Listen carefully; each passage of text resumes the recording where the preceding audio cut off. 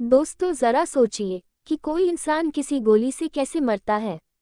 अजीब सा लगने वाला ये सवाल आज की इस कहानी की बुनियाद है और उस तजुर्बे का पहला सूत्र वाक्य है जिसकी आड़ में दुनिया का सबसे बड़ा कत्लेगाह बन गया।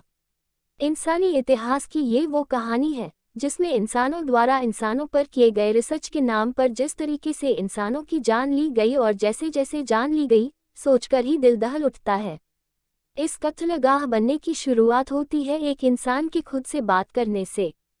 वो खुद से ही सवाल करता है कि किसी इंसान को अगर गोली मारी जाए तो वो कैसे मरता है और कहाँ कहाँ मारने से मरता है और कितनी दूरी से मारने पर मरता है, शरीर के किस हिस्से में मारने से मरता है, वगैरह वगैरह। लेकिन अब ये बात सोच की हद तक रहती तो भी गनीमत है, लेकिन इस सोच को अमल में लाने का जब सिलसिला शुरू होता है तो दुनिया की सबसे बड़ी कत्लेगाह का वजूद सामने आता है।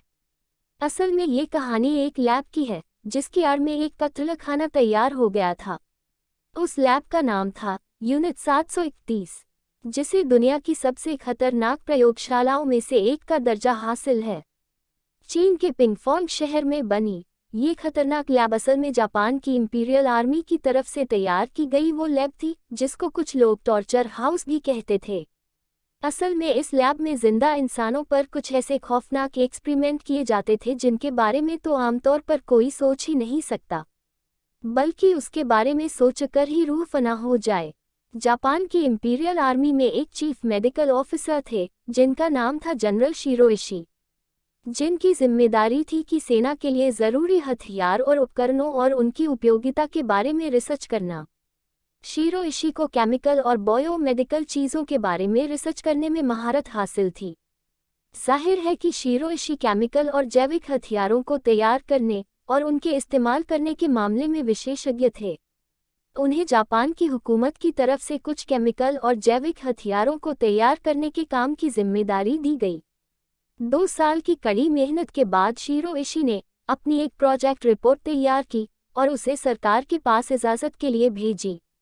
इनके इस काम में सबसे ज़्यादा साथ दिया जनरल शिरोइशी के खास दोस्त कर्नल कोइजुमी ने, जिनकी मदद से जनरल शिरोइशी के प्रोजेक्ट को मंजूरी मिल गई। लेकिन शर्त सिर्फ इतनी थी कि जिस लैब को बनाने की बात जनरल शिरोइशी ने की थी उसे जापान हुकूमत किसी भी सूरत में अपनी सरजमी पर बनाने को तैयार नहीं हुई। और इसी बीच सन 1932 में जापान ने चीन पर हमला कर दिया था और चीन के एक इलाके मंचूरिया पर अपना कब्जा कर लिया था। इसी मंचूरिया इलाके में मौजूद था पिंगफोंग शहर। इस पिंगफोंग शहर में कई लैब पहले से मौजूद थी।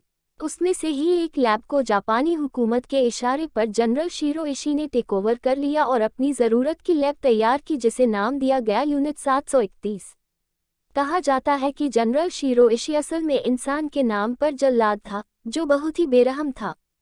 जब ये लैब चालू हो गई तो शिरोइशी को तजुर्बे के लिए जिंदा इंसानों की ज़रूरत महसूस हुई। लिहाजा जापान की हुकूमत ने लैब की खातिर चीन, अमेरिका और ब्रिटेन जैसे देशों से जंग के दौरान पकड़े गए कैदियों को जनरल शिरोइशी के हवाले कर दिया जाता था, जिन पर उस लैब में जानवरों से भी बुरे सलूक किए जाते थे। उन जिंदा इंसानों के शरीर में खतरनाक वायरस और केमिकल्स के प्रयोग किए जाने लगे। इसके साथ साथ लैब में जिंदा इंसानों को ऐसी ऐसी यातनाएं दी जाती थी जिसके बारे में सुनकर रूह तक कांप जाती है। जनरल शिरोइशी ने अपने उस प्रयोग के चक्कर में कई जिंदा इंसानों को लैब के भीतर तड़पा तड़पा कर मार डाला, और जो नहीं मरे तो उन्हें चीर फाड़ कर मार दिया गया, ये देखने के लिए कि आखिर उस इंसान में केमिकल से खुद को बचाने के लिए कौन कौन से अन्य काम करते हैं।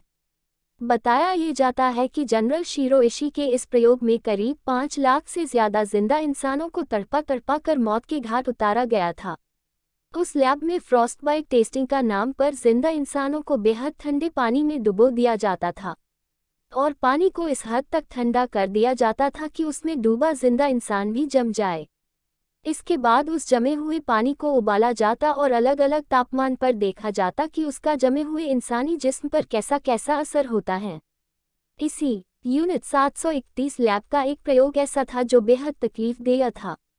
असल में यहाँ बंधक बनाए गए आदमियों और औरतों को जबरन शारीरिक संबंध बनाने को मजबूर किया जाता था, लेकिन संबंध बनाने से पहले उनके शरीर में एक खास तरह का वायरस भी डाल दिया जाता था ये देखने के लिए कि स्त्री और पुरुषों के संबंधों के दौरान शरीर के अलग अलग तापमान और शरीर की अलग अलग हरकतों का केमिकल पर क्या असर पड़ता है।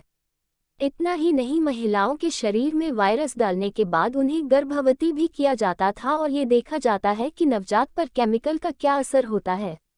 इस सिलसिले में कई दफ़ा महिलाओं की मौत तक हो जाती थी। लैब में होने वाली वहशियत का अंदाज़ा शायद ही कोई लगा सकता था। यहाँ हर वो जुल्म होता था जिसकी कभी किसी इंसान ने कल्पना तक नहीं की होगी। कहते हैं कि जिन इंसानों के शरीर में केमिकल या वायरस को डाला जाता था उनके शरीर के अलग अलग हिस्सों को काटकर भी देखा जाता था और उन अंगविहीन इंसान को गोली मारकर, आग में जलाकर और ठंडे पानी में डुबोकर मारकर उस वायरस के फैलने या सिकुड़ने के असर को भी देखा जाता था। इस पूरे एक्सपेरिमेंट के दौरान जनरल शीरो इशी ने करीब 5 लाख लोग को अपनी वहशी हरकतों का शिकार बनाया। साल 1945 में पर्ल हार्बर पर जापान के हमले के खिलाफ अमेरिका ने जब परमाणु हमले का प्रयोग किया और उस हमले से जापान पूरी तरह से टूट गया, तो जापान की इंपीरियल आर्मी को चीन के कब्जा किए गए हिस्सों को भी छोड़ना पड़ा। इसी बीच सोवियत संघ की सेना भी चीन की तरफ से वहां पहुंच गई। सोवियत संघ की सेना ने जब यूनिट 731 को अपने कब्जे में किया तो वहां काम करने वाले तमाम जापानी साइंटिस्टों को अपने बंदी बना लिया। बताया ये जाता है कि इस खतरनाक खुलासे के बाद भी अमेरिका ने बड़े ही शातिराना अंदाज में यहाँ भी सौदेबाजी करके इंसानियत का सौदा कर लिया और उन साइंटिस्टों को अपने कब्जे में ले लिया जिन्हें सोवियत सेना ने युद्ध बंदी बना लिया था। कहते हैं कि अमेरिका ने उन तमाम साइंटिस्टों को इस शर्त पर आज़ादी दे दी कि उन्हें उस लैब में किए गए प्रयोगों की रिपोर्ट दे दी जाए। अब वो तमाम जगह वीरान हो चुकी हैं जहां दूसरे विश्वयुद्ध से पहले ही 5 लाख से ज़्यादा इंसानों को तड़पा तड़पा कर मौत के घाट उतारा गया था।